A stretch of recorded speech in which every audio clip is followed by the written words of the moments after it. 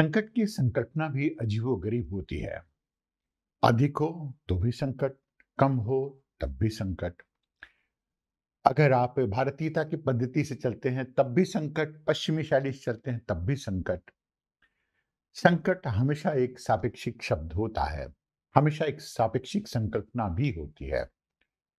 लेकिन अगर आप ऐसा समझिए कि कोई भी राष्ट्र, कोई भी राज्य, कोई भी समाज, कोई भी समुदाय अगर अपनी आवश्यकता से अधिक कुछ खर्च करने लगे, तो संकट की स्थिति नहीं हो तब भी संकट की स्थिति बन जाएगी।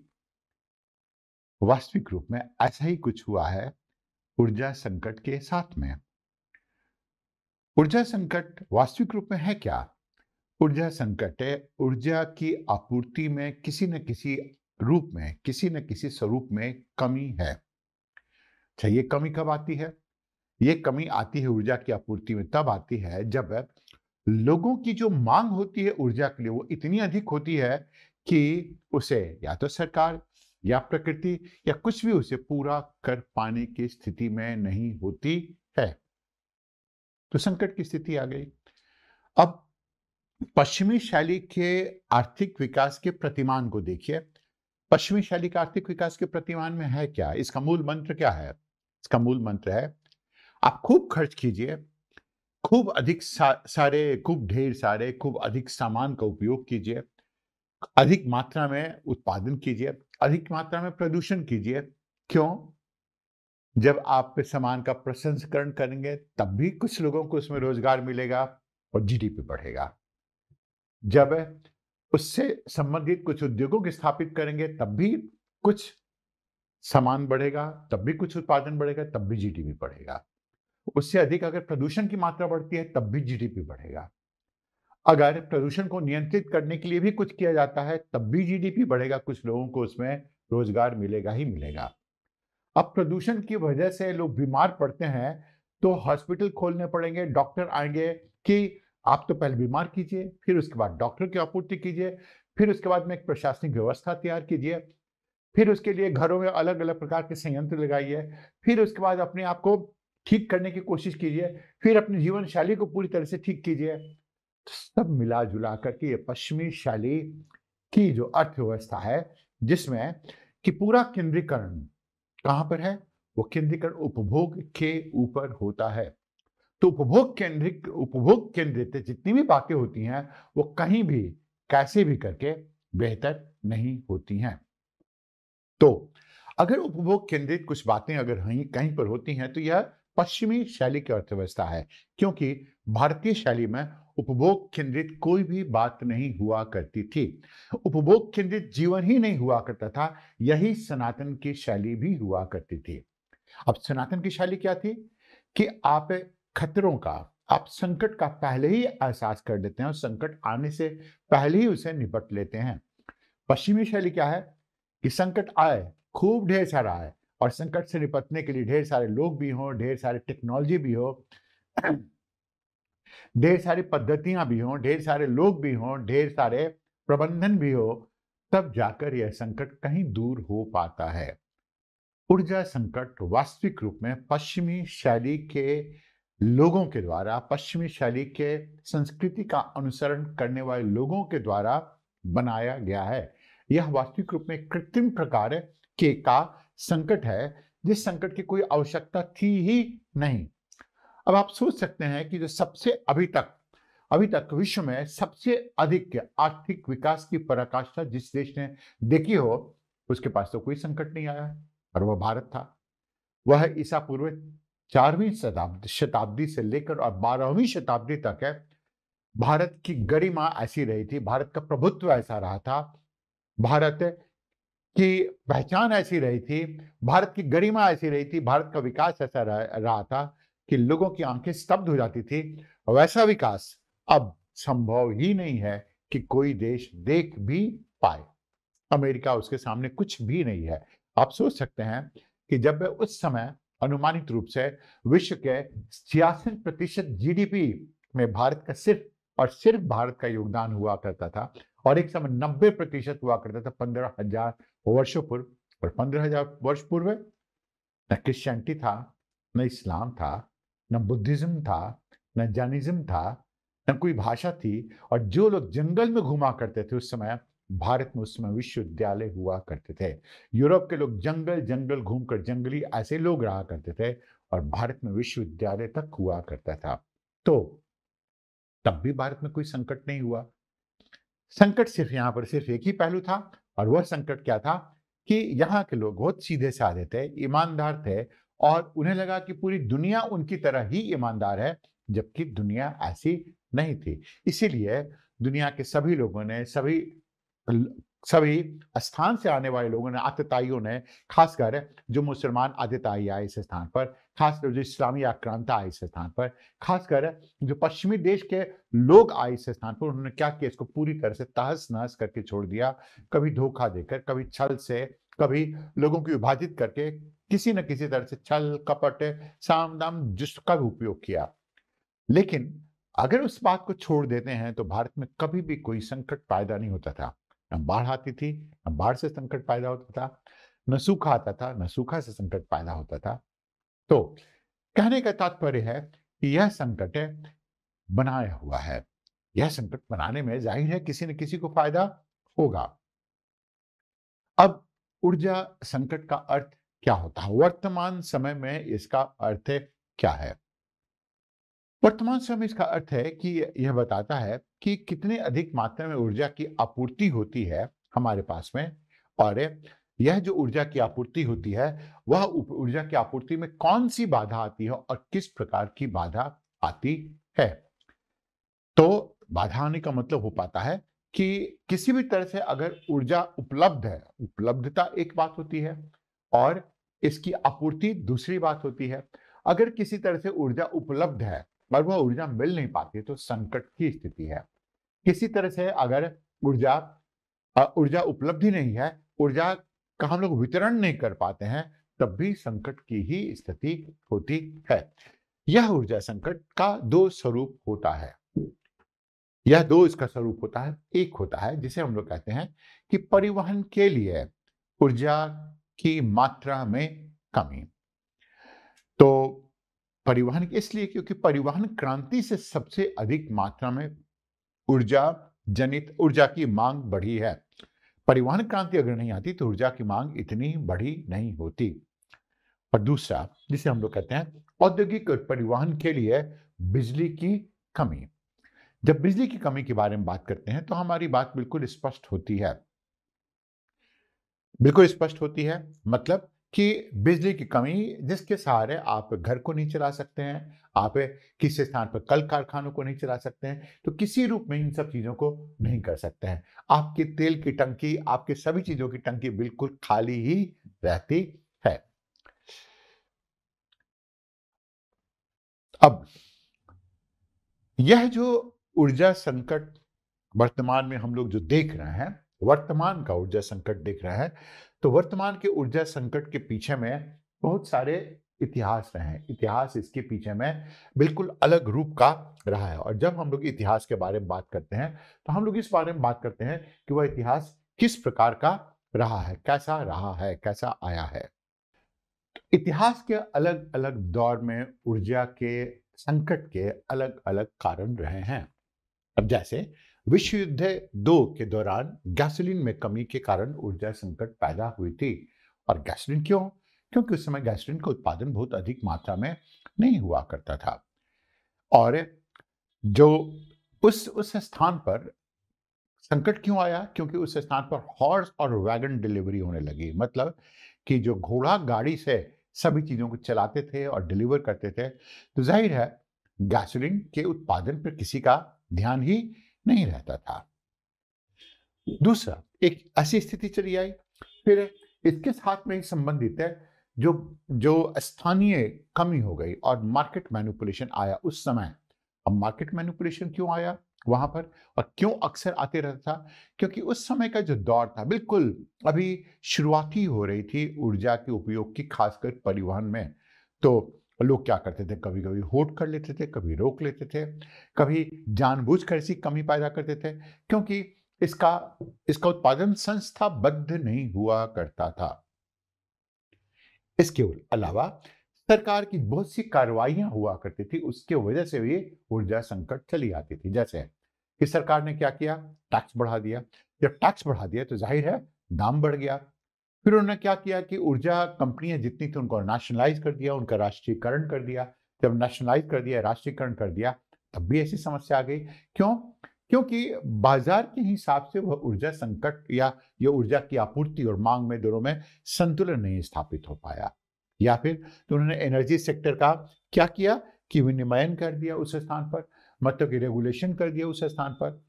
और जिसको शिफ्ट सप्लाई और डिमांड कहते हैं हम लोग, मतलब कि सप्लाई और डिमांड को एनर्जी से शिफ्ट करके उसे कहां कर दिया, इकोनॉमिक इक्विलिब्रियम में, मतलब आर्थिक संतुलन को दूर के तरफ में उन्होंने कर दिया।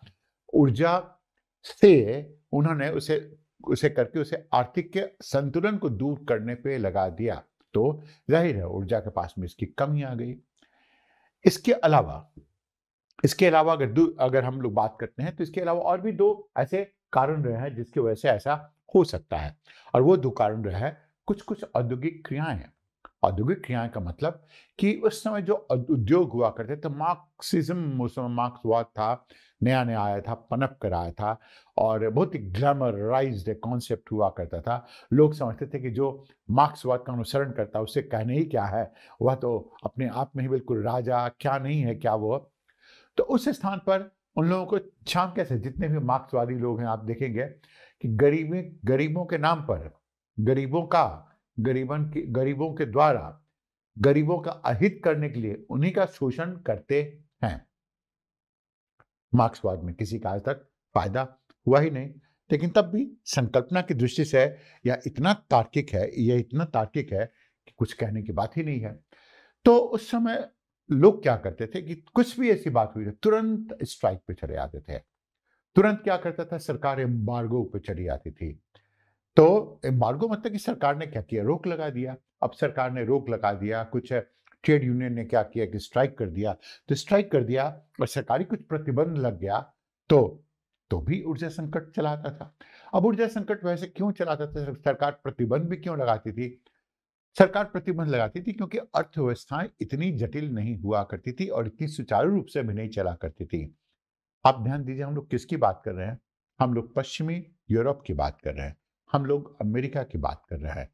और इन देशों का इतिहास ही कितना रहा है? मुश्किल से 200-300 वर्षों का इतिहास रहा है। 200-300 वर्षों का मतलब क्या हो गया? 4 पीढ़ियां, मुश्किल से 4 पीढ़ियां, इतना ही रहा। 4 पीढ़ियां, 3 पीढ़ियां रही होगी इस स्थान पर। अब 3 पीढ़ियों के आधार पर किसी देश का अभ्युदय, किसी देश का पतन नहीं होता है, और कोई देश एक पर एक सभ्य भी नहीं बन जाता है। किसी भी सभ्यता को पनपने में उसमें हजारों वर्ष का समय लगता है। कितने उस स्थान पर ट्रायल और एरर होते हैं, मतलब ये काम किया गया, फिर ठीक हुआ, फिर ठीक नहीं हुआ, वो सारे ट्रायल एरर किए गए, तब जाकर ऐसा हुआ। तो ऐसी स्थिति आई। अब इसके जो कारण के ऊपर हम लोग बात कर रहे हैं, तो कारण हमेशा हमेशा इसके जो शुरू से लेकर ऐतिहासिक रूप में रहे हैं, वह अन्य भी रहे, इसके अलावा नहीं रहा है। और उस अन्य में एक कारण हमेशा रहा जिसे हम लोग कहते हैं खपत, अत्यधिक खपत। तो अधिक खपत मतलब कि अगर आप अपनी आवश्यकता से अधिक खपत करना शुरू कर देते हैं, तो नहीं भी समस्या हो तब भी समस्या हो जाएगी, आपके घर में समस्या हो जाएगी, आपके शरीर में समस्या हो जाएगी। फिर बुनियादी ढांचा, जो संस्थागत ढांचा है, वह इतना पुराना है। क्यों? क्योंकि वह अच्छी खासी मात्रा में क्या लेता है, ऊर्जा को लेता है। और जब वह ऊर्जा को लेता है, क्योंकि वो पुराना है, टेक्नोलॉजी उसकी पुरानी है, और आपको उपयोग भी बहुत अधिक मात्रा में करना है, तो ऐसी परिस्थिति में संस्थागत ढांचा का की भूमिका अच्छी खासी होती है, बुनियादी ढांचे की भूमिका अच्छी खासी हो जाती है। और एक राजनीतिक पहलू, चोक पॉइंट व्यवधान। चोक पॉइंट क्या होता है? चोक पॉइंट वो जिस स्थान है जहां पर समुद्री भाग में जिस स्थान से परिवहन होता है, और यह परिवहन क्या सुनिश्चित करता है कि अगर उस पूरे बिंदु को किसी ने रोक लिया, कोई उसके ऊपर में कोई कब्जा कर लेता है, तो क्या होगा? उस स्थान से आवाजाही ही नहीं हो सकती तेल की। अब जैसे पूरे विश्व में आप देखेंगे चोक पॉइंट के रूप में, एक यह चोक पॉइंट है, यह भाग जिसे कहते हैं फारस की खाड़ी, दूसरा अदन की खाड़ी, ये चोक पॉइंट है, मलाका जल डमरू मध्य, ये चोक पॉइंट है। अब इन तीनों चोक पॉइंट के ऊपर में अगर किसी ने कब्जा कर लिया और पत्तनों के ऊपर में कब्जा कर लिया तो क्या होगा? जाहिर है तेल की आपूर्ति अपेक्षाकृत कम हो जाएगी, तो चोक पॉइंट व्यवधान हो जाता है। फिर ऐसा भी हो सकता है कि जो रिफाइनिंग कैपेसिटी है और पोर्ट जो है, पत्तन की सुविधा है, वह इतनी अधिक नहीं है या उतनी अधिक नहीं थी, और ये बात है अभी कि उतनी अधिक नहीं थी। चोक पॉइंट कब काम आए? जैसे भी विश्व युद्ध शुरू हुआ तब चोक पॉइंट काम आए, और इसी चोक पॉइंट के ऊपर सबकी नजर रहती है। वो क्या करते हैं कि यहाँ पर ही अपनी सेना या सब कुछ भेजकर उसे बिल्कुल बंद कर देते हैं, जिससे कि कोई आवाजाही हो ही नहीं सके। ऐसा किया भी है। किसी भी युद्ध की स्थिति में इसी के ऊपर में ध्यान रहता है, और इसी ध्यान का तो कारण है कि हिंद महासागर का इतना अधिक महत्व बढ़ रहा है। आप समझिए, यही तो कारण रहा होगा कि हिंद महासागर का महत्व दिन पर दिन बढ़ते ही जा रहा है। तो यह एक पहलू आ गया। फिर तेल और रिफाइनरी और बंदरगाह में जो की सुविधाओं में बाधाएं, इनकी सुविधाओं में बाधाएं जो ईंधन आपूर्ति को प्रतिबंधित करती हैं, मतलब की सुविधाएं पूरी नहीं दे पाती हैं। इसके अलावा एक और भी कारण रहा, और वो कारण रहा कि आपात स्थिति। आपात स्थिति का अर्थ क्या होता है? आपात स्थिति का अर्थ होता है कि अगर मौसम ठंडा हुआ, जैसे कि पश्चिमी देशों में होता है, कनाडा में हो सकता है, यह नॉर्वे में हो सकता है, फिनलैंड में हो सकता है, उत्तरी यूरोप में हो सकता है, जब मौसम बहुत ही ठंडा होता है, जैसे ही मौसम ठंडा होता है उस स्थान पर, तब क्या स्थिति होगी? वहां पर उपभोग की मात्रा बहुत ही बढ़ जाएगी, क्योंकि ऐसे ठंडे स्थानों पर आपको तेल अधिक जलाना पड़ेगा, कोयला अधिक जलाना पड़ेगा, तभी तो आप घरों को गर्म रख सकते हैं।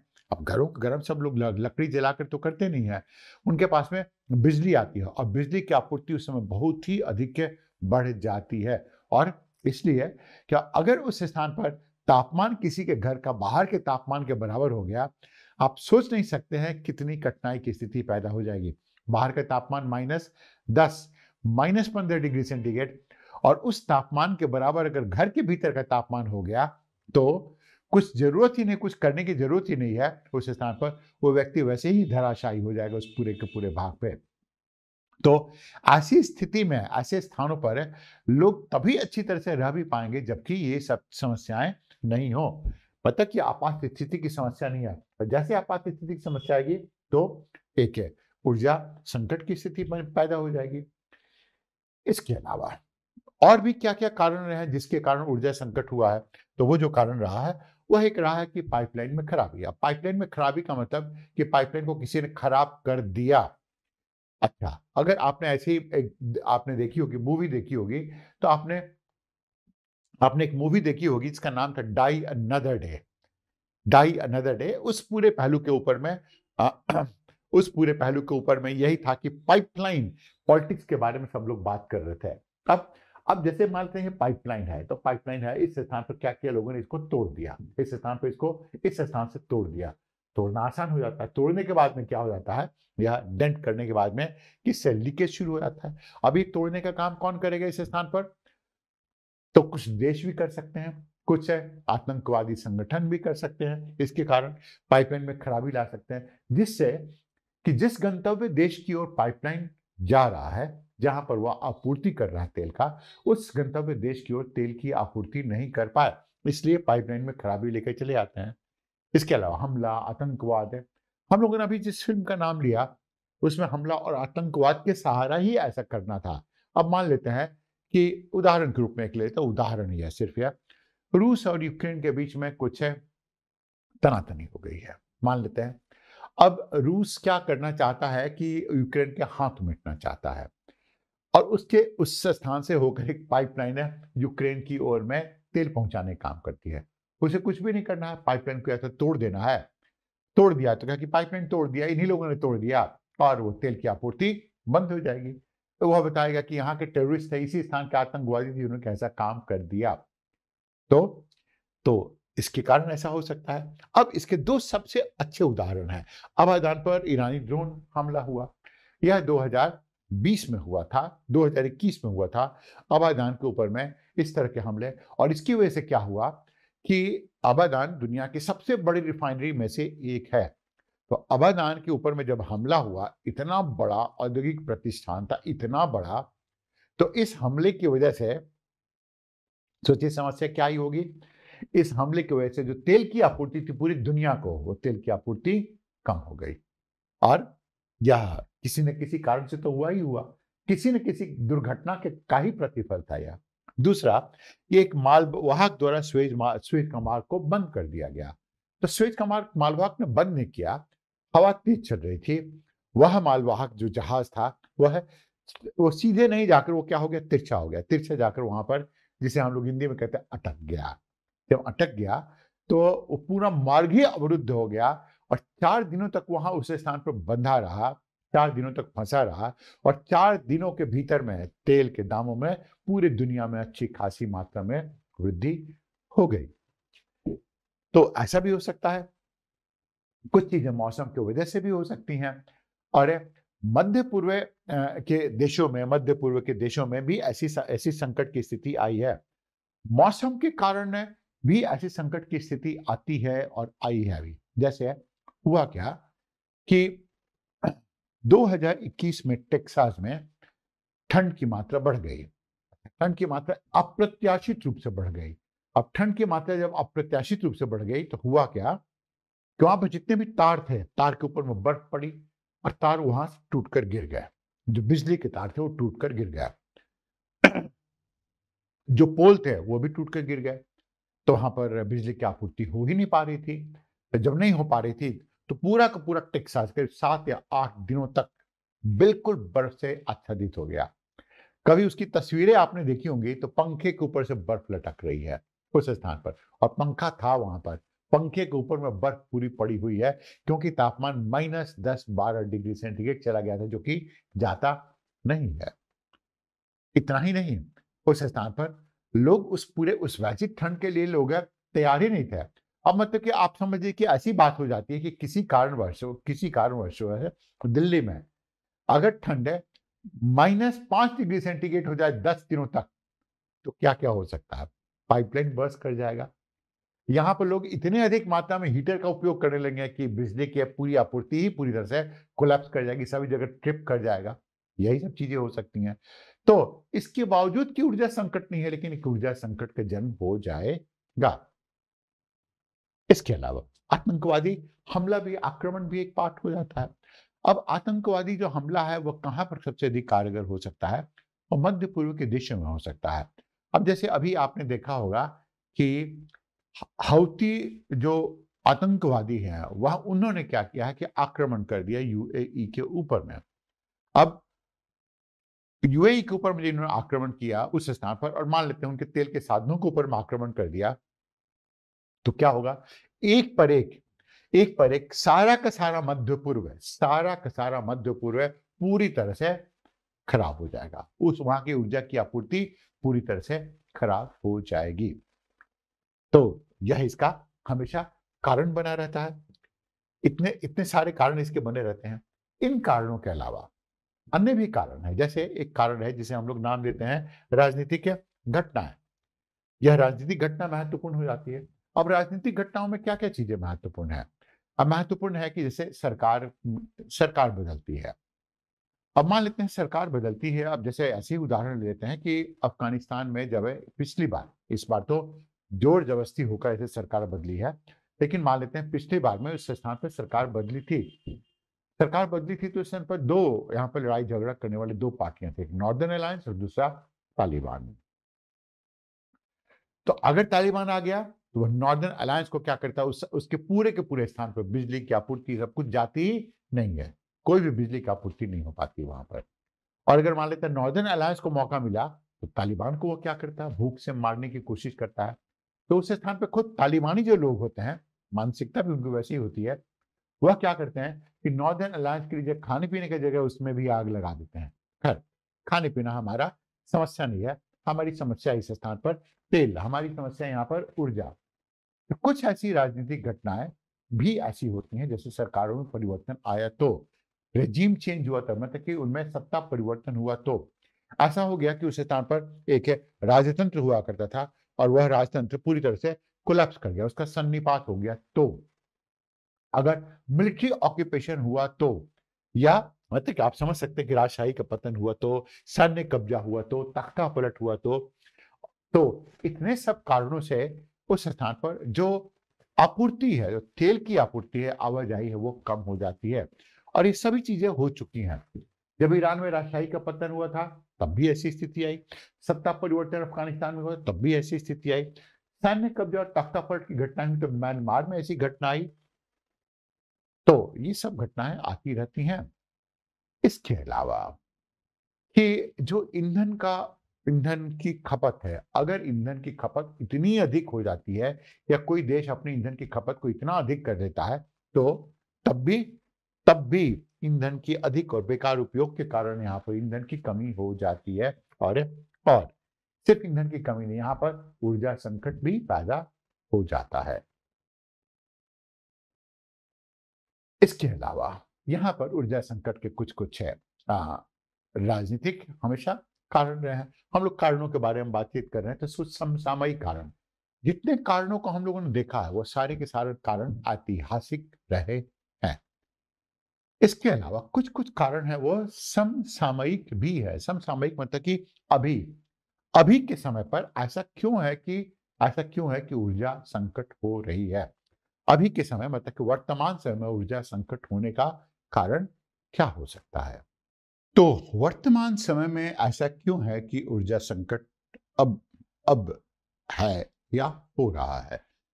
पहले जो भी ऊर्जा संकट जो हुआ करता था या हो चुका है, उसके कारण बिल्कुल अलग हो सकते थे या अलग होते भी हैं, लेकिन अब समसामयिक रूप में देखते हैं, मतलब वर्तमान समय की स्थिति देखते हैं, इसका स्वरूप ही बिल्कुल अलग होता है। सबसे पहले आती है अधिक खपत, और खासकर विशेषकर हम लोग जो बात करते हैं कि ऊर्जा गहन समाज, यह जो शब्द है यह महत्वपूर्ण है, ऊर्जा गहन समाज।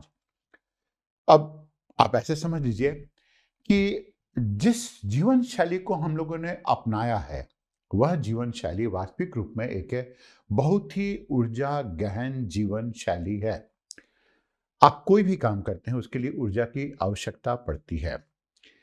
आप नए प्रकार के खाना खाते हैं तो भी ऊर्जा की आवश्यकता पड़ती है। नए प्रकार के कपड़े, अब जैसे यह कपड़ा है, इसमें थोड़ा बहुत पॉलिएस्टर मिला हुआ है। अब पॉलिएस्टर अच्छा नहीं होता, पर्यावरण के लिए बेहतर नहीं होता। अगर पूरी तरह से शुद्ध रूप से ऊन होता तो अच्छी बात है होती। तो यह शुद्ध रूप से ऊन है और एक शुद्ध रूप से सूती वस्त्र है। तो सूती वस्त्र उद्योग में उतनी अधिक मात्रा में ऊर्जा की खपत नहीं होती जितनी की पॉलिएस्टर में होती है, क्योंकि पॉलिएस्टर को बनाने में, पेट्रोल का प्रसंस्करण करने में, फिर पॉलिएस्टर को मेंटेन करने में, फिर पॉलिएस्टर को जितनी भी चीजें हैं, सभी में अच्छी खासी मात्रा में ऊर्जा की खपत होती है। तो यह पश्चिमी शैली का समाज हुआ। तो पश्चिमी शैली का समाज क्या करता है, वो घर बनाता है। जैसे ग्रामीण भागों में भारत में पहले जो घर बनाए जाते थे, वो घर बिल्कुल ही वहां के परिस्थिति से साम्य रखते थे। मिट्टी के घर बनते थे, खूबसूरत होते थे, उनकी भित्तियों के ऊपर में चित्रकारी की जाती थी, तो गांव के सभी लोगों को वो बेहतर लगता था, सौंदर्य बोधक मूल्य हुआ करता था। यह अलग बात है कि हर साल उसे आगे पीछे करके उसका रिन्यूअल किया जाता था। तो यह रिन्यूअल ही पारिस्थितिक रूप से सुसंगत होता है। अगर किसी ने ग्रामीण क्षेत्रों में सीमेंट के घर बना दिए, तो वह सीमेंट का घर उनके लिए काल ही बन जाना है, और काल बनेगा ही बनेगा। अब आप सोचिए, जब सीमेंट का घर बना, और खासकर सीमेंट का घर यहाँ के लिए उपयोगी नहीं है, बिल्कुल ही उपयोगी नहीं है, तो पश्चिमी शैली से लोगों ने सीमेंट को बेचने के लिए ऐसा काम किया है। सीमेंट का घर बनाएंगे, ईंटें गर्म होंगी, सीमेंट गर्म होगा, घर भी गर्म होगा, और अगर घर गर्म होगा तो आप उस घर में रह नहीं सकते हैं। मिट्टी का घर होता तो आसानी से उसमें लोग रह सकते थे। तो उन लोगों ने क्या किया है, अब की पश्चिमी शैली की जीवन शैली को अपना लिया है। और पश्चिमी शैली की जीवन शैली क्या है कि यहां से वहां जाना है, दूर दूर तक जाना है, गाड़ियां चलानी है, गाड़ी में ऊर्जा की खपत, घर में बिजली की ऊर्जा की खपत, घर में दुनिया भर के इंस्ट्रूमेंट, उसमें ऊर्जा की खपत है, मोबाइल में ऊर्जा की खपत, पूरी तरह से ऊर्जा पर ही आधारित होता है। तो जब हम लोग बात करते हैं कि ऊर्जा गहन समाज ही है इस स्थान पर, और यह ऊर्जा गहन समाज हमेशा अधिक खपत की ओर इंगित करता है। तो अब अगर ऐसे ऊर्जा गहन समाज का निर्माण किया, तो एक तो समाज के पास में समझ नहीं है, तो जाहिर है पश्चिमी देशों की इस बात की समझ होगी भी कैसे, आप सोच सकते हैं, होने का कोई सवाल भी नहीं है। क्यों? क्योंकि मुश्किल से तो इन्हें 200-300 वर्ष हुए हैं खड़े होने के लिए। वह सनातनी समाज नहीं है ना, सनातनी समाज ऊर्जा गहन समाज नहीं था, क्योंकि ऊर्जा गहन समाज तभी उत्पन्न होता है, तभी उद्भव होता है उसका, जब कि वह प्रकृति के प्रति निरादर की भावना होती है। जहां पर भी प्रकृति के प्रति आदर के भाव होगा, उस स्थान पर कभी भी ऊर्जा गहन समाज नहीं आएगा। जैसे जो प्राचीन भारत में सनातनी संस्कृति थी, वह ऊर्जा गहन नहीं हुआ करती थी। और उस समय तक जब मुसलमान आतताई आए इस स्थान पर, आतंकवादी बनकर आए, जब सब कुछ उन्होंने तहस नहस कर दिया, तब भी यहाँ पर ऊर्जा गहन समाज नहीं हुआ करता था। ऊर्जा गहन समाज से बनाने का काम पूरी तरह से ब्रिटिश को जाता है, ब्रिटिश श्रेय है यह। तो ऊर्जा गहन समाज करता क्या है? वह ऊर्जा के विभिन्न साधनों के ऊपर में दबाव डालता है, खासकर उसके ऊपर में, खास जीवाश्म ईंधनों के ऊपर दबाव डालता है, गैस के ऊपर दबाव डालता है, कोयले के ऊपर दबाव डालता है, सभी के ऊपर दबाव पड़ता है। और ये दबाव बढ़ता ही बढ़ता जाएगा अगर जनसंख्या बढ़ जाती है तो। मतलब सोने में सुहागा हो गया या तो, कि एक तो जीवन शैली वैसी, और उसके ऊपर से जनसंख्या में वृद्धि। अब इसके उपरांत में आप चाहे कुछ भी कर लीजिए, आपकी मांग बढ़ते ही बढ़ते जाएगी, बढ़ते ही बढ़ते जाएगी। तो इसकी मांग जितनी बढ़ेगी, लोग जितने बढ़ेंगे, मांग भी उतनी ही बढ़ेगी। उसी हिसाब से किसकी मांग बढ़ेगी? गाड़ियों की मांग बढ़ेगी, पेट्रोल की मांग बढ़ेगी, गैस की मांग बढ़ेगी, बिजली की मांग बढ़ेगी, सामानों की मांग बढ़ेगी, पॉलिस्टर की मांग बढ़ेगी, नए नए प्रकार के बर्तनों की मांग बढ़ेगी। और सभी को बनाने में, सभी को परिवहन करने में, सभी का एक स्थान से परिवहन दूसरे स्थान पर परिवहन करने में ऊर्जा की ही खपत होती है।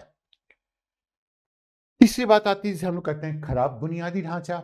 जब खराब बुनियादी ढांचे मतलब संस्थागत ढांचे के बारे में बात करते हैं, इंफ्रास्ट्रक्चर के बारे में बात करते हैं, तो आप समझ सकते हैं कि जितने भी अभी जो ऊर्जा का उत्पादन करने वाले जितने भी फर्म हैं, फैक्ट्रियां हैं, अधिकतर वह आउटडेटेड मशीन का मतलब पुराने मशीनों का उपयोग करती हैं।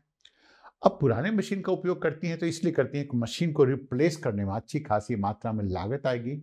उतनी लागत उनके पास में होती नहीं है, इसलिए वह पुराने मशीनों का उपयोग करती हैं। और पुराने मशीनों का जितना उपयोग होगा, उतनी ही अधिक मात्रा में ऊर्जा की खपत भी होगी। फिर साथ ही साथ ऊर्जा विकेंद्रीकरण पर उनका जो विचार होता है वो भी बिल्कुल अस्पष्ट है। ऊर्जा विकेंद्रीकरण का मतलब क्या हुआ कि अगर मान लेते हैं आप एक स्थान से ऊर्जा का जनन करते हैं, मान लेते हैं आपने बिजली का जनन किसी एक स्थान से किया। अब किसी स्थान से अगर आपने बिजली का जनन किया तो उसके लिए तार बनाने पड़ेंगे। वो तार क्या होगा, अलग अलग जगहों पर जाएगा और एक स्थान से लेकर वो कितने स्थानों की ओर है, वहां ऊर्जा का वितरण होगा, उस स्थान पर वो वितरण भी होगा। अब अगर ऊर्जा का वितरण इस रूप में चला आता है, इस रूप में ऊर्जा का वितरण हो जाता है, तो यह वितरण क्या करेगा कि अगर लो वोल्टेज पर है और एसी में है तो इतनी आसानी से खर्च हो जाएगी जिसकी आप कल्पना भी नहीं कर सकते। तो सबसे अच्छा इसका जो उपाय है, जो सबसे अच्छा प्रबंधन हो सकता है इसका, वो प्रबंधन ऐसे हो सकता है कि आप अपने ऊर्जा जनन को विकेंद्रीकृत कर दीजिए। अच्छा, विकेंद्रीकरण कैसे हो सकता है कि अब जैसे भारत का उदाहरण ले लीजिए कि यहाँ पर ऊर्जा जनन का विकेंद्रीकरण कैसे हो सकता है। जो पश्चिमी तट है भारत का, उस स्थान पर ओटेक के द्वारा ऊर्जा का जनन हो सकता है। ओटेक मतलब ओशन थर्मल एनर्जी कन्वर्सेंट, उसके द्वारा हो सकता है। वेव एनर्जी के द्वारा हो सकता है, टाइडल एनर्जी के द्वारा हो सकता है, ज्वारीय ऊर्जा के द्वारा हो सकता है, इनके द्वारा हो सकता है। तरंग ऊर्जा, ज्वारीय ऊर्जा और OTEC ocean thermal energy conversion द्वारा हो सकता है पश्चिमी भाग में। तमिलनाडु और महाराष्ट्र में किसके द्वारा? तो पवन बिजली के द्वारा हो सकता है। गुजरात में किसके द्वारा हो सकता है? पवन बिजली भी हो सकती है, ज्वारीय ऊर्जा भी हो सकती है और सौर ऊर्जा भी हो सकती है। और आप ऐसे समझ सकते हैं कि अगर पंजाब और पूरे गंगा के मैदान में अगर करना है और लोगों के दिमाग अगर खराब नहीं है, जो कि है भी, तभी वो जब देखो तब जिंदाबाद मुर्दाबाद, कभी कुछ करते ही रहते हैं। लेकिन अगर उनका दिमाग नहीं खराब होता है तो उनकी पराली का उपयोग करके ऊर्जा का जनन भी किया जा सकता है। अब ऊर्जा का जनन मान लेते हैं कि हम लोगों ने देश के विभिन्न भागों में किया, उत्तरी पूर्वी भागों में किसी अन्य कारण से, पन बिजली से पहाड़ी भागों में, जहां पर एथेनॉल है उस स्थान पर एथेनॉल से अलग अलग स्थानों पर हम लोगों ने किया। तो इससे लाभ क्या होगा, इससे फायदा क्या होगा? इससे फायदा होगा कि एनर्जी का जो ट्रांसमिशन है, यह ट्रांसमिशन बहुत अधिक नहीं करना पड़ेगा। और जब ट्रांसमिशन अधिक नहीं करना पड़ेगा तो ऊर्जा का लॉस भी कम होगा। हमारी जो निर्भरता होगी वह भी जो जीवाश्म ईंधनों पर होगी वो कम होगी। और तो और है, जो हरित गृह गैसें हैं उनका उत्पादन भी अपेक्षाकृत बहुत ही कम होगा। तो सभी तरह से इसमें विन विन सिचुएशन है, जीतने वाली ही स्थिति चली आती है। तो यह इसका चौथा स्वरूप है। हम लोग क्या करते हैं कि हम लोगों ने ऊर्जा का विकेंद्रीकरण नहीं किया है, और ये संकल्पना भी बहुत लोगों के पास में नहीं है, बहुत देशों के पास में नहीं है। पश्चिमी देशों के पास तो इसलिए भी नहीं है कि पश्चिमी देश चाहते हैं कि उनके जितने भी दोष हैं उस दोष को वह जितने भी विकासशील देश हैं उनके सिर पर वो मढ़ दें, और इस काम में वो बहुत ही दक्ष हैं, अति दक्ष है इस पूरे पहलू पर, और यही काम करते हैं। COP26 में भी उन्होंने इसी तरह का काम किया है। इसके अलावा विद्युत संयंत्रों के चालू होने में विलंब। अब अगर मान लेते हैं किसी स्थान पर किसी तरह के संयंत्र जो बिजली का उत्पादन करता है और उनके चालू होने में गैप आ जाता है, गैप का मतलब अंतराल चलाता है, तो अंतराल चलाएगा तो जो जितनी ऊर्जा की मांग बढ़ रही है, जितनी ऊर्जा की मांग है और जितनी आपूर्ति है, उन दोनों के बीच में अच्छी खासी मात्रा में अंतराल हो जाता है। और जब ये अंतराल बढ़ जाएगा तो जाहिर है इस अंतराल के बढ़ने की वजह से क्या होगा कि संकट पैदा हो जाएगा, और संकट को डील करने के लिए क्या करेंगे लोग? लोड शेडिंग करेंगे, ब्रेक डाउन होगा, ट्रिपिंग होगा। ये सारी चीजें इस स्थान पर संभव है और सारी चीजें होनी प्रारंभ भी हो जाती हैं। इसके अलावा अन्य क्या कारण हो सकते हैं? एक आप समझ सकते हैं, ऊर्जा की बर्बादी। ऊर्जा की बर्बादी कौन करता है, क्यों करता है, और इसका कारण भी क्या हो सकता है? तो ऊर्जा की बर्बादी करने का मतलब हो गया कि जब आपके पास में एक उपभोक्तावादी समाज है, कंज्यूमरिस्ट सोसाइटी है, तो वह ऊर्जा की बर्बादी करेगा ही करेगा। क्यों? क्योंकि ऊर्जा की बर्बादी करके ढेर सारा अगर फोटो लेगा तो ढेर सारा लाइट चला देगा, वह बिल्कुल छत के ऊपर में जाकर उस स्थान पर खूब बिजली के हीटर चला देगा, वो गर्मी में बाहर बैठकर क्या करेगा? कूलर चला देगा, एसी चला देगा। ये सारे के सारे क्या है? मानसिकता है। यह मानसिकता है, मतलब कि यह प्रकृति के प्रति निरादर की भावना है, और यह मानसिकता है। और यह मानसिकता क्यों आई? जाहिर है कि अभी तक उन्हें इसका फल नहीं मिला है। वो सनातनी थोड़ी ही है कि उन्हें इस बारे में समझ में आ पाएगी, और नहीं तो सनातन ऐसी उनकी संस्कृति है कि यह बात उन्हें समझ में आ पाएगी। सिर्फ सनातन संस्कृति ऐसी रही है जो प्रकृति का आदर करना सिखाती है, अन्य किसी भी संस्कृति में ऐसा नहीं है। कुछ हद तक यह जैविश में मिलता है, कुछ हद तक है या पारसी लोगों में मिलता है, कुछ हद तक जैन लोगों में मिलता है, लेकिन सनातन का कोई भी मुकाबला नहीं हो सकता है। इसके अलावा जो वितरण प्रणाली है वह बहुत अच्छी नहीं है। अच्छा, वितरण प्रणाली बहुत अच्छी नहीं होने से क्या हो जाता है कि ट्रिपिंग हो जाता है, ब्रेक डाउन हो जाता है। डिस्ट्रीब्यूशन सिस्टम जो होते हैं, जो परिवहन व्यवस्था होती है, जो खासकर जिसको हम लोग कहते हैं वितरण प्रणाली, जो अच्छी नहीं होती है, इससे ट्रिप करता है। लोड जैसे बढ़ा, ट्रिप कर गया पूरा का पूरा। हो सकता है इसे भारत में आपने कभी देखा हो, अब अभी तो इतनी घटना नहीं होती है, लेकिन 2014 के पहले तक ऐसी घटना अक्सर हुआ करती थी कि जैसे ही लोड बढ़ा वैसे वैसे पूरा का पूरा वेस्टर्न सेक्टर ही ट्रिप कर गया। अब जब एक बार ट्रिप कर जाता है तो अच्छी खासी समस्या चली आती है। तो जो डिस्ट्रीब्यूशन सिस्टम है, इसके अलावा कुछ दुर्घटनाएं हो जाती हैं, कुछ प्राकृतिक आपदाएं चली आती हैं। अब दुर्घटनाएं हुई और प्राकृतिक आपदाएं हुई, जैसे कि प्राकृतिक आपदा में हम लोगों ने टेक्सास का जिक्र किया। मान लीजिए इसी तरह की प्राकृतिक आपदा हुई थी एक और बार टेक्सास में हुई थी, जिसमें कि उष्णकटिबंधीय चक्रवात आया था उस स्थान पर। अब उष्णकटिबंधीय ऐसा चक्रवात आया तो उसने क्या किया? सारे पावर लाइन को पूरी तरह से तहस नहस करके छोड़ दिया। ऐसा ही उष्णकटिबंधीय चक्रवात उड़ीसा में आया, जो भारत में, तब भी ऐसी समस्या आई। तो 2-3 दिनों तक, एक सप्ताह तक बिजली उस स्थान पर बाधित रही, और पूरी तरह से बाधित रही उस स्थान पर बिजली।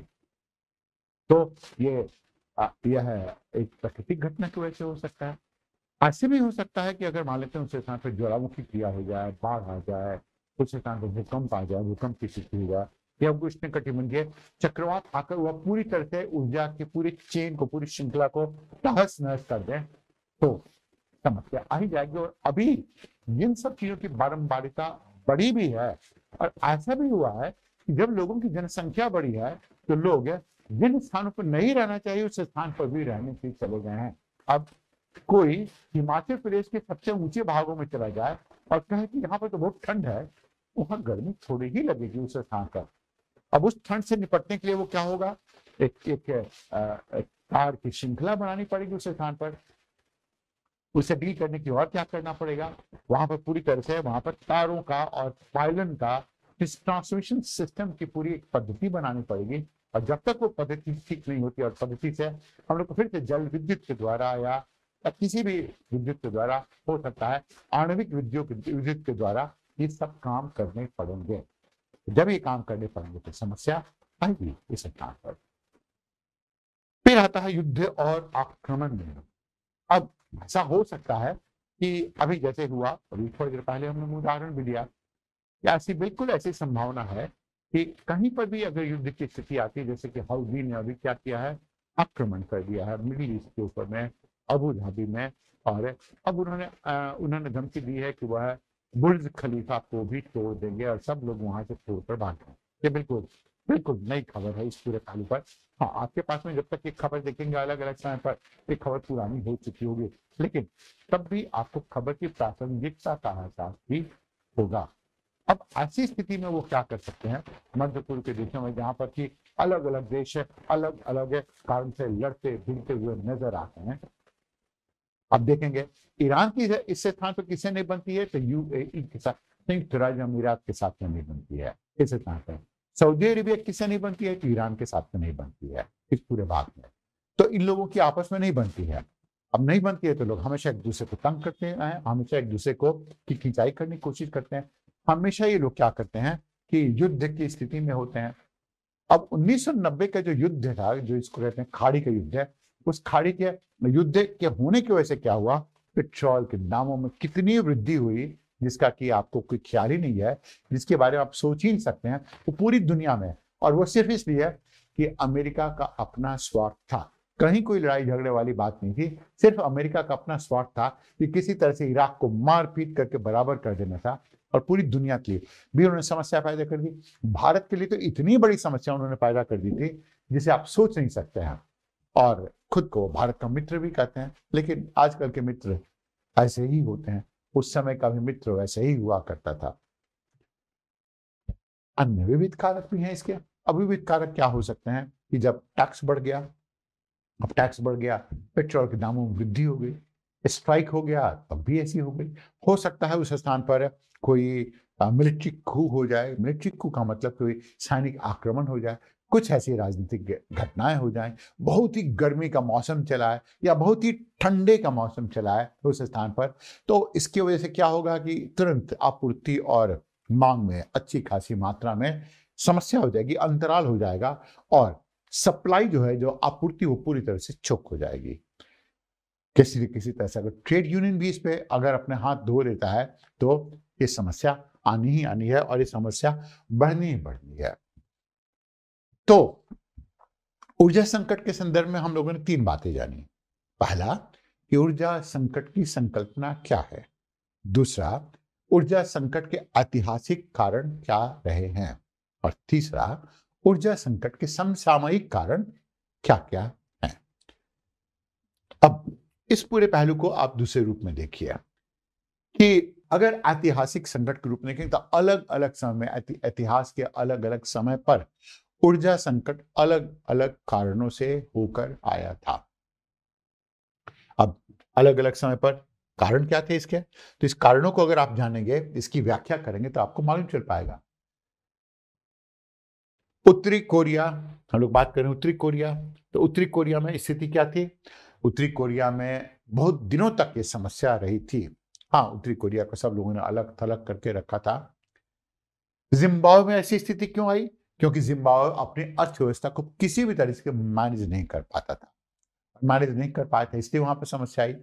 आपको ध्यान होगा कि सबसे अधिक मात्रा में जो भारत के आईआरएस ऑफिसर है, इंडियन रेवेन्यू सर्विस के ऑफिसर है, वो इंडियन रेवेन्यू सर्विस के ऑफिसर कहां पर है, जिम्बाब्वे में है वह। तो यह स्थिति आई। अच्छा, यह कब तक की स्थिति थी, तो यह पहले की, बहुत पहले की स्थिति हुआ करती थी। 20वीं शताब्दी में जो सबसे महत्वपूर्ण तेल के, जो सबसे महत्वपूर्ण ऊर्जा संकट की स्थिति आई, और जिस समय ऊर्जा संकट शब्द का उपयोग भी किया गया, वो था 1970 का ऊर्जा संकट। अब इस स्थान पर क्या हुआ कि प्रमुख औद्योगिक देशों के तेल उत्पादन में चरम पर पहुंचने के कारण, मतलब कि इस स्थान पर ऐसा हुआ था 1970-71 में 73 में क्या हुआ, 73 में क्या हुआ कि अरब देशों ने इस स्थान पर संकट पैदा कर दिया। अब आप देखेंगे जैसे इस स्थान पर कि कैसे कैसे प्रोडक्शन किस रूप में हुआ, किस रूप में आप देखेंगे कि हमेशा प्रोडक्शन बढ़ता ही जा रहा है। अब यहाँ पर $85 बिलियन है, उसके बाद फिर घटना शुरू कर दी। इस स्थान पर एक पीक हुआ करता, पीक श्रृंखला हुआ करती थी, इसके बाद यह घटना ही शुरू हो गया था। तो 1973 में जो सबसे सबसे जो महत्वपूर्ण तेल संकट यहाँ पर आया, तेल संकट का यहाँ पर कारण क्या था? अब तेल संकट का कारण था कि यहाँ पर organization of a Arab petroleum exporting country, OAPEC, organization of Arab petroleum exporting country, इन लोगों ने क्या किया कि इन्होंने कार्टेल बनाया, अपना संगठन बनाया, और संगठन बनाकर क्या किया इन्होंने कि 2 वर्षों के भीतर में, मात्र 2 वर्षों के भीतर में तेल के मूल्यों में कितनी वृद्धि की? आप कल्पना कर सकते हैं, 32 गुना वृद्धि की। तो जब ऐसी वृद्धि की तो लगा कि अब क्या हो सकता है, जो जो देश तेल के ऊपर निर्भर हुआ करते थे उन सारे देशों की अर्थव्यवस्था पूरी तरह से लगभग धराशायी हो गई। जाहिर है भारत के ऊपर में बहुत प्रभाव पड़ा था, बहुत ही गहरा प्रभाव पड़ा था, और यह काम उन्होंने इसलिए किया था कि उनके तेल के साधनों का अमेरिका ने खूब अच्छी तरीके से दुरुपयोग किया। उनको 10 पैसे देता था, अपने 2000 कमाता था। तो इसलिए उनको लगा कि वो बेवकूफ बन गए, बेवकूफ तो बने ही थे उस रूप में। तभी इसी तेल की समस्या जब उन्होंने की तो आपको ध्यान होगा, इसको आप लिंक कर सकते हैं, इसको जोड़ सकते हैं कि तब अमेरिका ने एक देश को तैयार किया, उसे हथियारों से लैस किया और कहा कि जाओ तुम अरब देशों को मारो पीटो। वो देश कौन था? इजराइल। इजराइल के शक्ति का उद्भव तभी ऐसा हुआ भी। फिर 1979 में तेल संकट हुआ, ईरान की क्रांति के कारण। ईरान की क्रांति क्या थी? ईरान की क्रांति में क्या हुआ कि एक समय आकर वहां पर ईरान में आयतुल्लाह खुमैनी उस स्थान पर थे, वहां के तथाकथित धर्म गुरु थे। उन लोगों ने क्या किया कि वहां के शाह को भगा दिया। उन्होंने कहा कि नहीं, हम लोग इसको बिल्कुल इस्लामिक देश बनाएंगे, क्योंकि यहाँ के लोग बिल्कुल ही बिगड़ गए हैं और वह अपना सर खुले होकर चलते हैं, वो 4-5 शादियां नहीं करते हैं, वो लड़कियों की इज्जत भी करते हैं जो कि करनी नहीं चाहिए, जो इस्लाम में जो बातें हैं विदित हैं। वो लोगों को काफिर नहीं समझते हैं, काफिर मतलब कि जो गैर इस्लामी है उनको मारते नहीं हैं, उनको सर कलम से अलग नहीं करते हैं। ये सारी बातें इस्लाम में सिखाई जाती हैं। तो अब हम लोग ये बात नहीं कह रहे हैं कि गलत है या सही है, ये बात सिखाई जाती हैं और उनके धर्म में सिखाई जाती हैं, उनके धर्म ग्रंथों के द्वारा सिखाई जाती हैं। तो जब ईरान इस तरह इस कारण से वहां पर क्रांति आई, तो जाहिर है तेल का उत्पादन कम हुआ उस स्थान पर, पश्चिमी देशों ने तेल कम कर दिया लेना वहां पर उस स्थान पर, तो एक समस्या आ गई, पूरी दुनिया में समस्या आई। 1990 की समस्या हुई, वह तेल की कीमतों में झटका क्यों लगा? खाड़ी के युद्ध की एक तस्वीरें दिखेंगे। यहां पर हुआ क्या था इस समय, इस पूरे के पूरे भाग में यहां पर आप देखेंगे कितने तेल के कुओं में आग लगा दी गई कि इस स्थान पर इराक ने कुवैत के ऊपर आक्रमण कर दिया। क्यों किया? ये राजनीति की बातें आपको समझ में नहीं आएगी, अभी मतलब भी नहीं उस बात को समझने का। तो कुवैत के ऊपर आक्रमण किया, कुवैत के ऊपर कब्जा कर दिया। जब कुवैत ने अमेरिका से मदद मांगी और अमेरिका ने दे भी दी। अब आप समझेंगे राजनीति का मतलब कि इराक को उकसाने का काम किया अमेरिका ने, फिर अमेरिका इराक के विरुद्ध चला गया, धोखा दे दिया, ऐसे ही कुछ बात रही थी वहां पर। और उसके उपरांत में उसने कुवैत की ही मदद कर दी, तो अब इराक को वहां से भागना पड़ा। भागते हुए उन्होंने क्या किया, वहां के सारे तेल के कुओं में आग लगा दी। अब आप सोचिए कि इतना बड़ा उत्पादक है, अगर ऐसा होता है कि वहां से तेल का उत्पादन ही नहीं होता है, अब इराक का तेल लेने वाला कोई नहीं, कुवैत का कोई तेल लेने वाला नहीं उस स्थान पर। क्यों? क्योंकि एक पर एक व्यवधान आ गया था उस पूरे के पूरे भाग में। तब इसकी वजह से क्या हुआ कि तेल के दामों में वृद्धि हो गई, तेल की कमी आ गई, पूरे वैश्विक स्तर पर ऐसे करके तेल की कमी आ गई। इसके अलावा कच्चे तेल की कीमतों में उछाल के भी बहुत से कारण आए। अब 2000 में हुआ क्या कि यूनाइटेड किंगडम मतलब कि इंग्लैंड में उस स्थान पर जो क्रूड ऑयल के प्राइसेस थे, क्रूड ऑयल के प्राइस जो नॉर्थ नॉर्थ सी के से लिया करता था, उस स्थान पर वो उनमें एकाएक वृद्धि हो गई और ये एकाएक वृद्धि हुई और उस स्थान पर जो रोड के लिए जो ईंधन हुआ करता था, रोड का जो ईंधन हुआ करता था उसमें टैक्सेशन भी हाई हुआ करता था। अब आप समझिए कि तेल के दामों में वृद्धि और टैक्सेशन भी उसके ऊपर अच्छा खासा लगता था, उसके दामों में भी वृद्धि हुई। तो कुल मिलाजुला के एक नई समस्या पैदा हो गई उस स्थान पर। 2000 में अमेरिकी डॉलर के गिरता मूल्य से बाजार में हेराफेरी आई। अमेरिकी डॉलर का अगर गिरता मूल्य हुआ तो डॉलर के रूप में ही ऐसा हुआ करता था यहाँ पर। तो इससे बहुत सारे जटिलताएं, बहुत सारे कॉम्प्लिकेशंस आ गए और यहाँ पर फिर से पूरी दुनिया में तेल का संकट छा गया। खासकर डॉलर का जो मूल्य था, डॉलर के मूल्य के गिरने के वजह से इस स्थान पर इसके मूल्य के गिरने की वजह से ऐसी संकट की स्थिति आई। 2001 में कैलिफोर्निया में बिजली की कमी आई थी और ये इसलिए हुआ था कि यहाँ पर 2-3 कंपनियां थी इस स्थान पर, जिसमें एक महत्वपूर्ण कंपनी हुआ करती थी एनरॉन। आपको ध्यान होगा ये कंपनी भारत में भी आई थी। तो इसने क्या किया, अपना कुछ विनिमय किया था, लेकिन वो विनिमय कार्ड नहीं आया। कुल मिला जुलाकर ये थोड़ी जटिल बात है इस बात को समझने में कि इसकी वजह से क्या हुआ कि इस स्थान पर अच्छी खासी मात्रा में समस्या पैदा हो गई।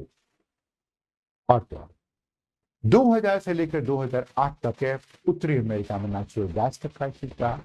2004 में आप यही जो क्राइसिस रहा वो अर्जेंटीना में रहा। अर्जेंटीना में ऊर्जा संकट की स्थिति पैदा हुई। 2005 और 8 में चीन ने अनुभव किया, एक बहुत ही गंभीर ऊर्जा संकट का अनुभव किया और उसके पूरे के पूरे पावर नेटवर्क थे वो खराब होने लगे उस रूप में। क्यों? क्योंकि डीजल की शॉर्टेज उस स्थान पर, कोयले की शॉर्टेज उस स्थान पर, गुआंगडंग प्रोविंस तो था उस स्थान पर, वहां पर जो मैन्युफैक्चरिंग हब था उस स्थान पर, वहां पर जो 10 मेगावाट मात्र वहां पर 10 मेगावाट की जरूरत थी, उससे आधे से भी कम वहां पर बिजली दी जा पा रही थी उस स्थान पर। इसके अलावा 2017 में राजनीतिक दंगे कुछ हुए थे और इसके मतलब कि राजनीतिक दंगे हुए थे और बर्मा में खासकर उस स्थान पर बर्मी सरकार विरोधी प्रदर्शन हुए थे इस स्थान पर। बर्मा में एक नई प्रकार की संकट की स्थिति पैदा हो गई थी। इसके कारण से 2008 में का जो ऊर्जा संकट था वो बिल्कुल ही अलग हुआ करता था इस स्थान पर। 2008 में मध्य एशिया में सेंट्रल एशिया आया। सेंट्रल एशिया में इसके आने का मूल कारण था वहां पर बहुत ही कम तापमान की स्थिति। जब तापमान कम होता है या जब तापमान कम हुआ तो सेंट्रल एशिया में क्या हुआ, मध्य एशिया में क्या हुआ कि उस तरह जितने भी उसके जलाशय थे उन जलाशयों में पानी की मात्रा भी कम हो गई। अब जब जलाशयों में पानी की मात्रा कम हो गई तो जल विद्युत का उत्पादन कैसे हो? जल विद्युत का उत्पादन नहीं हुआ।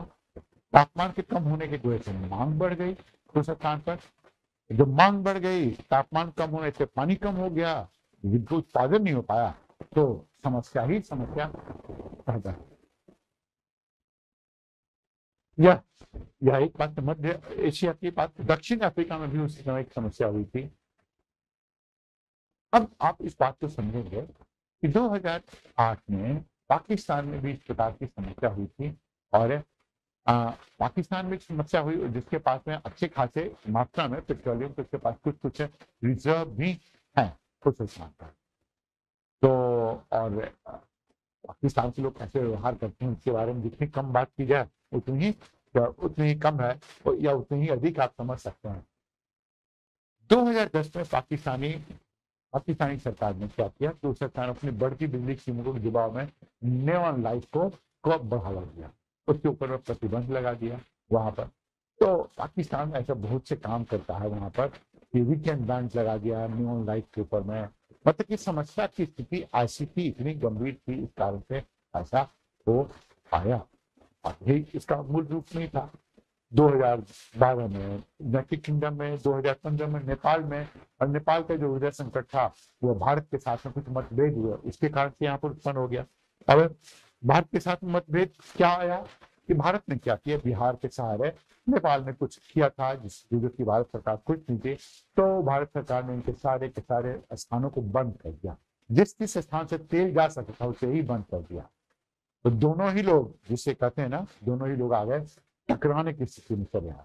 हाँ, इसके बाद से भारत को भी नुकसान हुआ क्योंकि नेपाल पूरी तरह से फिर चीन के पाले में चला गया था। 2017 में गाजा का बिजली संकट, कैलिफोर्निया का ऊर्जा संकट है इसी रूप में आया 2019 में। लेकिन जो सबसे नवीन अभी जो स्थिति आई है, वह नवीन स्थिति कौन सी है कि दिसंबर 2020 में देखते हैं यहाँ पर चीन ने ऑस्ट्रेलिया के कोयले को ब्लॉक कर दिया। और ऑस्ट्रेलिया जो रहा है वह चीन में सबसे बड़ा निर्यात रहा है, या चीन में सबसे अधिक मात्रा में जो आयात हुआ करता था वो ऑस्ट्रेलिया से ही हुआ करता था। इस कारण से समस्या आई। अब चीन सोचता था कि वह पूरे दुनिया में कोरोना फैलाकर उन लोगों को परेशान करके उनके सामानों को हड़प ले, उनके देश को हड़प ले, कुछ न कुछ करने का, तो उसकी मंशा इतनी अच्छी से ठीक नहीं हो पाई। इसके अलावा ब्राजील की स्थिति क्या थी कि ब्राजील अपने 2/3 बिजली के लिए जल विद्युत पर निर्भर है। और यह समस्या क्यों हो गई? क्योंकि अमेजन घाटी में, पूरे के पूरे अमेजन के भाग में जल विद्युत के संबंधित समस्या ही उत्पन्न हो गई थी। और इस कारण से यहाँ पर समस्या भी उत्पन्न हो गई। वास्तविक 2021 में टेक्सास का बिजली संकट हुआ। जो हम लोग बात करते हैं बिजली संकट 2021 में टेक्सास के द्वारा, तो हमने बताया था, इसका जिक्र किया था कि वहां पर तापमान कम हो गया। टेक्सास में बहुत ही तापमान कम हुआ, अब नॉर्मल से भी बहुत कम तापमान हो गया। और तापमान कम होने की वजह से वहां पर क्या हो गया कि सारे के सारे उस स्थान पर जितने भी पाइपलाइन थे, जितने भी ताप थे, सब कोलैप्स कर गए, भारी हो गए, बर्फ पड़ गई, सब के सब टूट गए।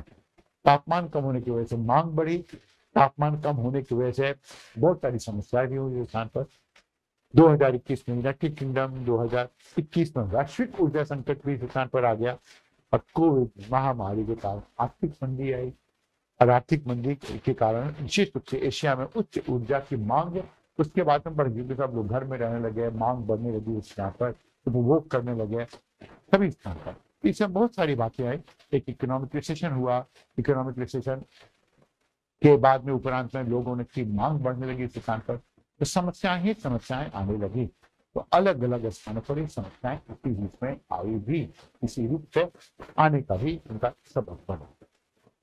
अब अलग अलग देशों में समस्याओं के आने का अलग अलग कारण भी रहा था।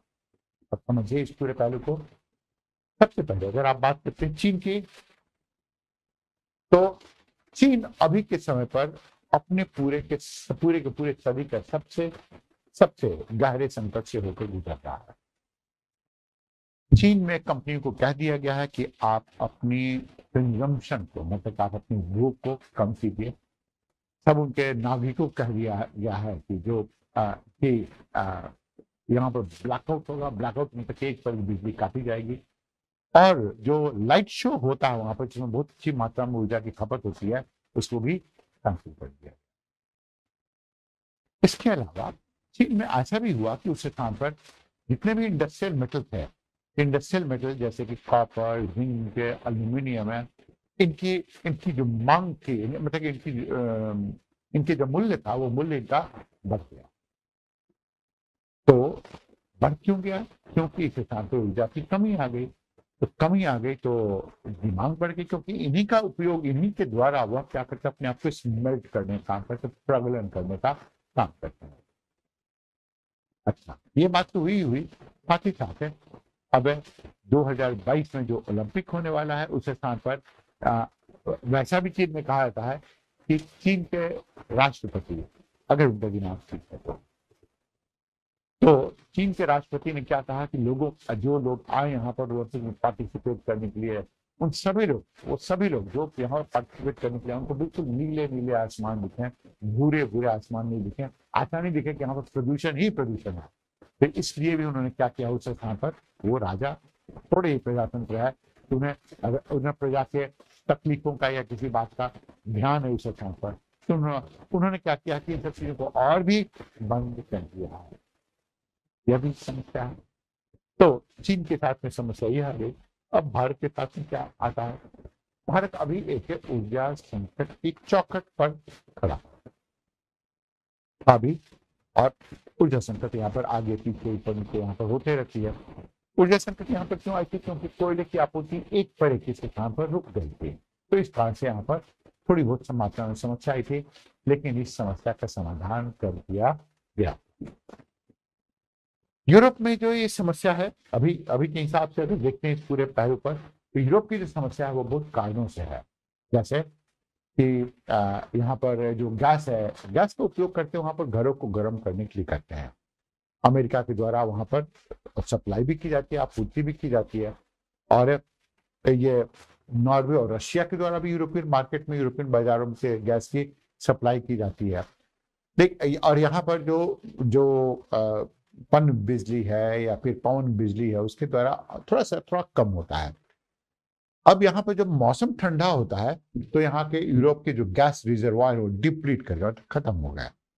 और जो गैस के मूल्य थे 2021 में एक पर एक बहुत अधिक मात्रा में बढ़ गए, संकट बढ़ गया। अब रूस अगर यूक्रेन के ऊपर में तथाकथित रूप से आक्रमण कर लेता है, कब्जा कर लेता है, ऐसा होगा या नहीं होगा या आप खुद देखेंगे। आज की बात है, आप इस वीडियो को 2 साल के बाद, 3 साल के बाद, 4 साल के बाद भी देखेंगे तो आपको मालूम चल पाएगा कि क्या वास्तविक रूप में हुआ था। तो रूस है वह अच्छी खासी मात्रा में इनको ऊर्जा की आपूर्ति करता है। और यह रूस क्या कर सकता है इस पूरे भाग पर कि इनके हाथ उमटने के लिए ऊर्जा की आपूर्ति को बंद कर दे, कम भी कर दे, ऐसा भी काम कर सकता है। और वह अपने के सारे खदानों के ऊपर में खूब अच्छी खासी मात्रा में गैस को संचयित कर ले और इनके स्थान पर नई प्रकार की समस्या पैदा कर दे। और वो कर सकता है, करने की कोशिश भी करता है, करने की मंशा भी रखता है इस स्थान पर। जर्मनी में अगर आप देखेंगे जैसे कि मर्केल सरकार है, यह न्यूक्लियर पावर प्लांट को फेज आउट करने की स्थिति में। उनका कहना है कि हम लोग न्यूक्लियर पावर प्लांट से ऊर्जा का जनन नहीं करेंगे। अब जितने भी ऐसे देश हैं जो कि तथाकथित विकसित है, विकसित किस रूप में है? उनके पास में पैसा है, इससे विकसित ही नहीं होता है। विकास की संकल्पना ही बिल्कुल अलग होगी। अब तो आपको मालूम भी चल गया होगा। तो मर्केल सरकार ने ऐसा ही किया था कि इसको फेज आउट कर दिया, कोयले को और न्यूक्लियर पावर को। तो मतलब कि थोड़ी बहुत मात्रा में यहाँ पर समस्या पैदा हो भी गई थी इस पूरे के पूरे भाग में। और यह समस्या पैदा होनी भी थी क्योंकि अगर आप फेज आउट करते हैं तो जो ट्रांजिशनिंग होता है, जो संक्रमण काल होता है, वह इतना आसान नहीं होता है।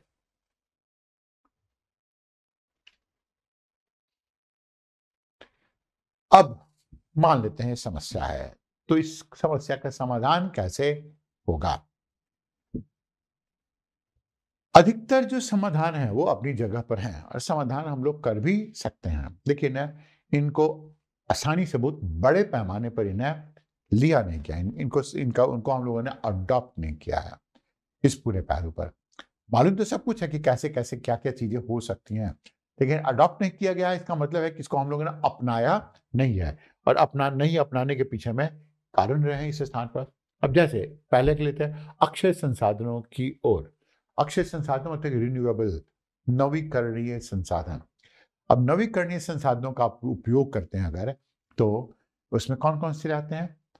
सौर ऊर्जा चली आती है, पवन ऊर्जा चली आती है, ज्वारीय ऊर्जा चली आती है इस स्थान पर, फिर तरंग ऊर्जा चली आती है, ओटेक चलाता है। ये सब ऊर्जा के संसाधन चले आते हैं। समस्या यहाँ पर, और कोयला नहीं आता है जाहिर है इस स्थान पर, तो इनका हम लोग अधिक से अधिक मात्रा में उपयोग करें।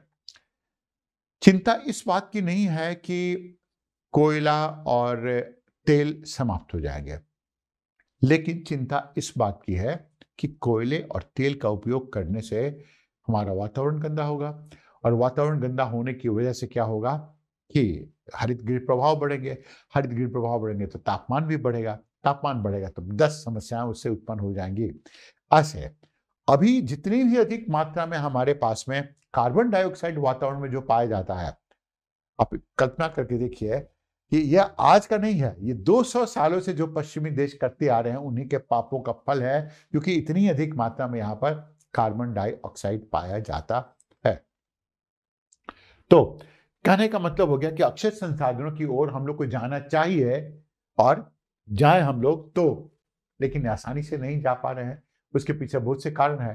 क्यों? क्योंकि एक जो तकनीक का, ऊर्जा की तकनीक के जनन का जो संक्रमण होता है वो इतना आसान यहाँ पर नहीं है और नहीं हो भी पाता है। दूसरा, ऊर्जा कुशल उत्पाद। जब हम लोग बात करते हैं ऊर्जा कुशल उत्पाद, मतलब कि एनर्जी एफिशिएंट प्रोडक्ट, और उसमें क्या आता है, CFL चलाता है, LED चलाता है, तो जाहिर है इसमें ऊर्जा की मात्रा बहुत ही कम लगती है। अब दोनों में, CFL में भी LED में भी ऊर्जा की मात्रा बहुत कम लगती है, तो इसको हम लोग इस रूप में उपयोग करना शुरू कर दें।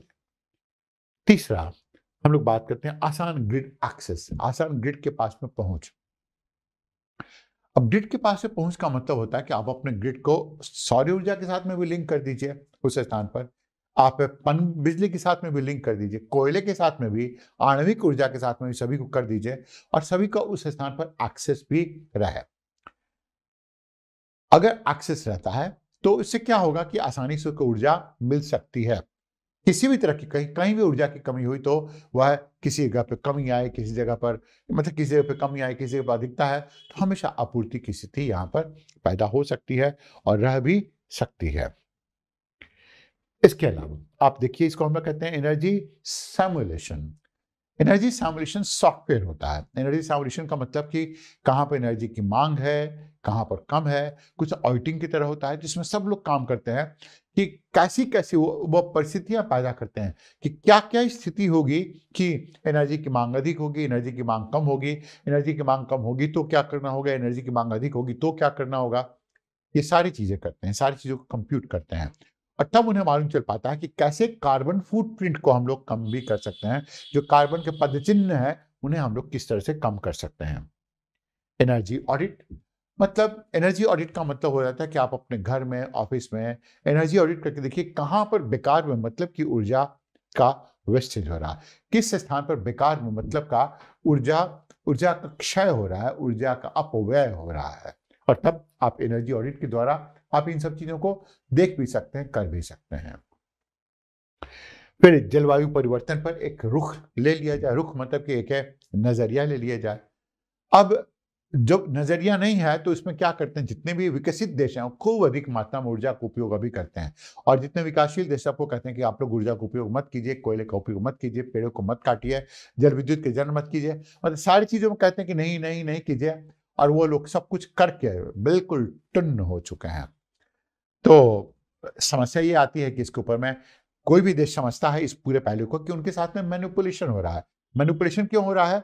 क्योंकि जितने भी ऐसे देश थे उन लोगों ने तो क्या किया कि उपयोग करके, दुरुपयोग करके, सारा वातावरण में सब गंदे गैसों को डालकर सब कुछ करके उन्होंने काम कर लिया। ये दुरुपयोग किया उन्होंने, ये सब काम कर लिया, और जब सब ये काम कर लिया तो अब दूसरे देशों को सीख देते हैं कि ऐसा करना नहीं चाहिए। हाँ, इसके ऊपर बहुत सारी बातें आ गई हैं, COP26 में आई हैं बातें, वो इस स्थान के दायरे से थोड़े से अलग हैं, लेकिन मूल रूप से जो बात चली आती है उस स्थान पर कि वहां पर जो एमिशन है, जितने भी उत्सर्जन है, उत्सर्जन को रोकने का हम लोग को प्रयास करना है, और चूंकि प्रयास करना है और प्रयास अच्छी खासी मात्रा में होगा, इसलिए इसलिए इसलिए 2050 तक इसकी ऊर्जा की मात्रा को कम कर दिया जाए, ऊर्जा के उपयोग को कम कर दिया जाए, और नई नई तकनीकों के द्वारा हम लोग इसका उपयोग करना शुरू कर दें। सातवां चलाता है मिनिमलिस्टिक इकोनॉमी। अब मिनिमलिस्टिक इकोनॉमी है कि हम लोगों ने बात किया था कि सनातन जीवन शैली। अब ध्यान दीजिए, जब सनातन जीवन शैली के बारे में हम लोग बात करते हैं तो सनातन जीवन शैली प्रकृति के सबसे निकट है। जो यह आस्था है, धर्म है, जो जीवन शैली है, जिसे हम लोग कहते हैं हिंदुइज्म कहते हैं, तो यह प्रकृति के सबसे निकट रहा है, यह लोगों के सबसे निकट रहा है, यह ईश्वर के सबसे निकट रहा है, यह लोगों के दिल के सबसे निकट रहा है, ह्यूमेन है बिल्कुल, मतलब कि यह मनुष्य का मनुष्य की तरह करता है। ये नहीं कहता कि दूसरे धर्म के लोग हैं तो इनको मार पीट देना चाहिए, काट देना चाहिए, जैसा कि अन्य कुछ कुछ धर्मों में है। अब जैसे आप कुछ कुछ धर्मों को जानेंगे तो आप पढ़ेंगे कुछ कुछ धर्मों में सभी को, जो गैर इस्लामी है उनको काफिर कहा जाता है, और यह भी कहा जाता है कि जो गैर इस्लामी है, मुसलमानों का यह धर्म है कि सभी गैर इस्लामी लोगों को मार दें, जो इस्लाम को नहीं मानते हैं, वह उनके धर्म ग्रंथों में लिखा हुआ है। और जाहिर है उस स्थान पर पर्यावरण के बारे में बात नहीं की गई है, पर्यावरण संरक्षण के बारे में कोई बात नहीं की गई है। तो जो सनातन है, सनातनी है, वह क्या करते हैं कि प्रकृति के ऊपर में कम से कम दबाव डालते हैं। अब आप इसको देख सकते हैं कि उनके लिए वृक्ष भी भगवान होते हैं, जानवर भी भगवान होते हैं, नदियां भी भगवान होती हैं, मिट्टी भी भगवान होते हैं, लोग भी भगवान होते हैं। कण कण में ईश्वर का वास होता है। आप देखेंगे कि सांपों की पूजा की जाती है, बाघों की पूजा की जाती है, बाघिन की पूजा की जाती है। उन सबको इस रूप में वर्शिप मतलब पूजा की जाती है, मतलब इस रूप में देखा जाता है कि उनके बिना जीवन चल ही नहीं सकता है। एक यह है प्रकृति केंद्रित हो जाता है, प्रकृति केंद्रित विकास। दूसरा इसका स्वरूप चलाता है, इसे हम लोग कहते हैं कि स्थानीय विद्युता। अब स्थानीय विद्युता मतलब कि अब स्थानीय विद्युता का उपयोग करेंगे तो आपके पास में बाढ़ आने का कोई सवाल ही नहीं है, बाढ़ आ ही नहीं सकता है। और इतना ही नहीं, नदी का पानी जैसे ही ऊपर गया उसे आप बाहर निकाल दीजिए, नहरों के द्वारा निकाल दीजिए। और ऐसे कम से कम 500 नहर आ गए, नदी में 1000 नहर आ गए, तो नदी का पानी कभी ऊपर जा ही नहीं पाएगा और वो निकल जाता है। आपको पता है बाढ़ लाई जाती है, बाढ़ आती नहीं है। बिहार और उत्तर प्रदेश के निचले हिस्सों में बाढ़ को जबरदस्ती लाया जाता है, जिससे कि जाहिर है वहां के नौकरशाह है, वहां के राजनीतिज्ञ इसके ऊपर अपनी रोटी सेक सके, खूब खा पी सके, खूब ऊपरी आय पैदा कर सके। मिनिमलिस्टिक इकोनॉमी का मतलब हो जाता है कि आप कम से कम खर्च में अपने जीवन को चला सकते हैं, कम से कम ऊर्जा कक्षा से जीवन को चला सकते हैं, कम से कम खाने पीने के सहारे आप ऊर्जा को चला सकते, आप जीवन व्यतीत कर सकते हैं, कम से कम कपड़ों के उपयोग से आप जीवन व्यतीत कर सकते हैं, कम से कम ट्रैवल करके कर सकते हैं। यही मिनिमलिस्टिक इकोनॉमी है।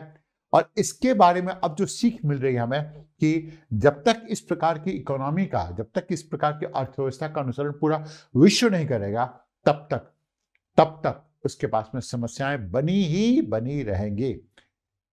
क्यों? क्योंकि जो एनर्जी इंटेंसिव सोसाइटी है, मतलब ऊर्जा गहन समाज है, वो ऊर्जा गहन समाज है ऐसे बरकरार ही नहीं रह सकता है। और बरकरार क्यों नहीं रह सकता है? क्यों? क्योंकि उतनी अधिक मात्रा में ऊर्जा का कभी जनन होगा ही नहीं, संभावना ही नहीं है। तो मतलब कि अगर इन सब हम लोग समस्याओं के समाधान करने के लिए अनुसरण करें, हम लोग किसी तकनीक का या किसी समस्या का देखें कि क्यों ऐसा नहीं कर पा रहे हैं, तो उसमें 3-4 चैलेंज हैं। सबसे पहले कि हम लोग को सिर्फ ऊर्जा के जनन ही नहीं करना, हम लोग को पर्यावरण का संरक्षण भी करना है। ये पहली बात चली आती है, पर्यावरण का संरक्षण वो भी करना है। जलवायु वित्त मतलब कि अगर जलवायु से संबंधित कोई समस्या आ रही है तो पूरे वैश्विक जलवायु को नियंत्रित करने के लिए, ठीक करने के लिए हमें पूरे दुनिया से अच्छी खासी मात्रा में धन एकत्रित करना पड़ेगा। उस धन के सहारे अपने जलवायु को नियंत्रित करना पड़ेगा, पर्यावरण को संरक्षण देना पड़ेगा, तभी जाकर संभव भी है। और साथ ही साथ है कि चरणबद्ध तरीके से जीवाश्म ईंधन को हटाना और समाप्त करने की भी हमें मुहिम छेड़नी पड़ेगी। क्यों? क्योंकि जीवाश्म ईंधन क्या करते हैं कि अच्छी खासी मात्रा में, खासकर कोयला और पेट्रोल, वातावरण में कार्बन डाइऑक्साइड डालते हैं। और कार्बन डाइऑक्साइड की मात्रा जितनी अधिक होगी, पर्यावरण प्रदूषण भी उतना ही अधिक होगा। और पर्यावरण का प्रदूषण जितना अधिक बढ़ेगा, उतनी ही अधिक मात्रा में हमारे पास में व्यय भी बढ़ेगा उसे साफ करने के लिए। तो सब कुछ ऐसे भी नहीं है कि इतना आसान होता है। यहाँ पर हमारी बातचीत थी वो किस बात से संबंधित थी कि ऊर्जा संकट है क्या। पहली बात, ऊर्जा संकट की संकल्पना क्या है, ऊर्जा संकट का इतिहास कैसा रहा है, कहां कहां पर, फिर ऊर्जा संकट के समसामयिक कारण क्या है, समसामयिक कारणों के बाद में विश्व के अलग अलग हिस्सों में क्यों क्यों ऊर्जा संकट हो रही है, और इसका निदान क्या हो सकता है, निदान में क्या क्या चैलेंजेस है, क्या क्या हमारे पास में कठिनाइयां हैं। अब आप समझेंगे कि इसके हर एक पहलू से संबंधित प्रश्न पूछा जा सकता है। चैलेंजेस से पूछा जा सकता है, मिनिमलिस्टिक इकोनॉमी से पूछा जा सकता है, इसके समाधान में पूछा जा सकता है, किन किन देशों में ऊर्जा संकट का स्वरूप है उनसे प्रश्न पूछा जा सकता है, इसके इतिहास से प्रश्न पूछा जा सकता है, 1973 की समस्या के बारे में प्रश्न पूछा जा सकता है, 1921 में कोविड के उपरांत में जो समस्याएं उससे प्रश्न पूछा जा सकता है। और ये सारे प्रश्नों की जो श्रृंखला है आपके पास में अलग से दी हुई है, आपको उन्हें ही देखना है। उस स्थान पर इसके बारे में विस्तृत विवरण होगा। To have more such discussions and analysis, subscribe to our channel and hit the bell icon for notifications on our upcoming videos.